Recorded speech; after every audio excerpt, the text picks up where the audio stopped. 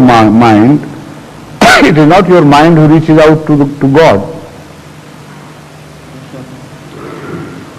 Can I ask another question? Yes, please.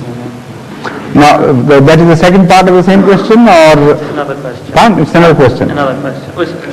Fine? It's another question altogether. Yes, please. Now, one of the hadiths, one of the long hadiths is concerning the last day. Please. There's mentions all about Dajjal and things. Dajjal? Yes. Yes. One of the things it says is that the hypocrites and people like that, they will be bitten in the neck by a germ or some kind of virus. That is not Dajjal. No, I meant in the same hadith in which Dajjal is mentioned. Yes, during the age when Dajjal would appear, there would also appear Dabbatul Ard.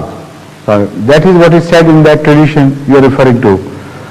That an animal from earth would appear which would bite people. Is that the one you are referring to? Yes. So what then? What is the question? I was wondering what significance does, could you interpret it? Could you interpret what it means when it says? Hadhrat Mirza Tahir has already interpreted it, and he said that when Hadhrat Mirza Tahir was told that plague would appear as a sign of his truth, and the germs of plague would make the distinction, generally speaking, though not in each and every case, but generally speaking, overwhelmingly, they would make the distinction between the believers and non-believers.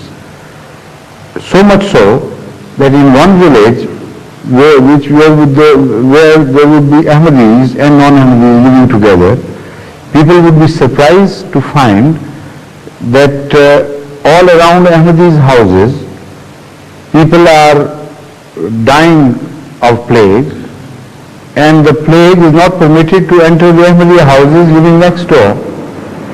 And they would also be surprised to find that Ahmadis attend the plague patients and they bury them and they handle everything touched by the plague patients, and yet the plague doesn't say anything to them. And they'll also be surprised to find that the Ahmadis have been forbidden by their founder, the founder of the Ahmadi movement, Hadhrat Mirza, to have to get the injection, preventive injection against plague, yet the germs would make this distinction. So when people will begin to see this, then this verse of the Holy Quran will fully dawn with its meaning upon those people, and they will begin to accept the truth. This is one of the meanings which have been mentioned by Hadhrat Mirza about Dabbatul Ard. And that we have seen fulfilled exactly like this. Although, according to the prophecy of Hadhrat Mirza, some Ahmadis would also die. It will not be 100% clear sign because we don't know what sort of Ahmadis there are. Some are true and some are not true. And also, Allah wants to give a cover to some impious people. So, what has been said is not this, that whichever Ahmadi would die of plague would be positively a rejected sinner. This is not the position. It is said that some of them would die. Among them, some would be those who were not worthy of being called true Ahmadis. But this is not said that everybody who died would definitely be a proved sinner who has been finally rejected. Why this position has not been taken, this is what I am telling you. Because Allah is Sattar. If that position had been taken, the day of judgment would have appeared here on earth completely and finally. And whichever among Ahmadis would have died, he would have been declared by all others to have been finally rejected by Allah and to have gone straight to hell. So this is the beauty of Allah's being Sattar, that the initial reason is this, of course, but a cover has also been laid over everybody, and nobody can declare that because he has died of plague, so he must be in reality a rejecter of Masih Maud alayhi salatu wasalam. Yet the distinction which was declared was in effect so obvious and so prominent that Ahmadiyyat today, as found in Punjabi villages, is partly is partly planted in those villages because of this sign of plague. I have traveled a lot among villages, Ahmadiyya villages. There will be hardly any area where I have not traveled during my Waqf days or in connection with Khudam al-Ahmadiyya. And I asked this question repeatedly in various villages, how Ahmadiyyat came.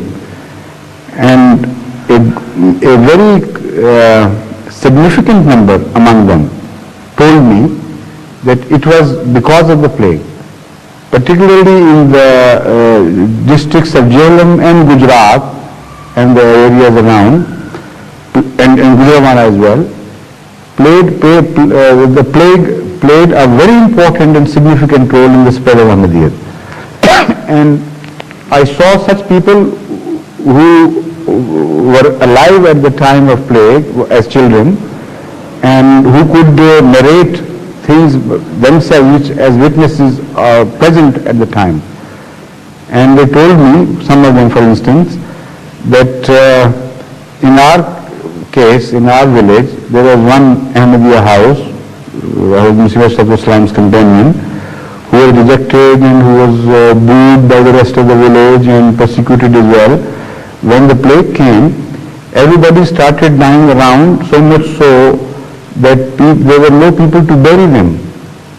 And this was the only man who would move about in every house and start burying their dead and tending their disease and so on, and nothing happened to him. So people thought this is a sign because it was declared much before it happened. And they started accepting Ahmadiyyat, and whichever among them did so, he was saved from the plague. Some even accepted Ahmadiyyat while plague had attacked them already. And when they accepted Ahmadiyyat in all truth and sincerity, they were saved.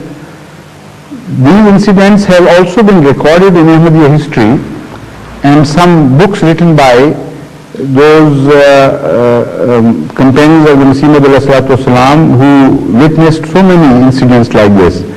For instance, in Hayat-e-Qudsi of Hadhrat Wali Ghulam Sultan Rajeki, also some incidents have been quoted of this nature. And still in the Punjab villages, there are quite a few living people who heard it from their parents, the original stories, how it happened. So this is the Dabatul Ard according to Masih Maud alayhi salatu wasalam, which has been mentioned in the Holy Quran and in the traditions of Hadhrat Muhammad Mustafa sallallahu alaihi wasallam.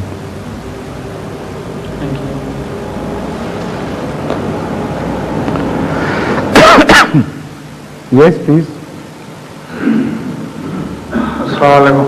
As you know, my parents accepted Ahmadiyyat in 47 and 48. No, I don't know. Last time in meeting yes, you told me. Yes, I right. And they were Father Sahib. Yes. Father Sahib, yes. Yes, and they, I know, exactly. They were buried in Bahishti Maqbaraj, Musi and Musia. That's right. And my both parents, in their very young age, suffered with plague. Did they?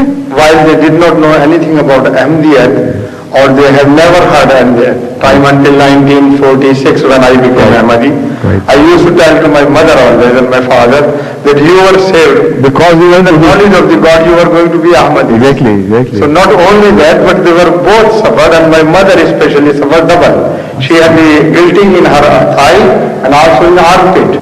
And it was miraculously, everybody was surprised at how she survived. And I used to talk to my mother and say that in the knowledge of God you are going to be Ahmadi, so God has served you. Thank you very much. Yes. Yes, please. One incident of this nature, not exactly the same nature, but incident of recovery, miraculous recovery.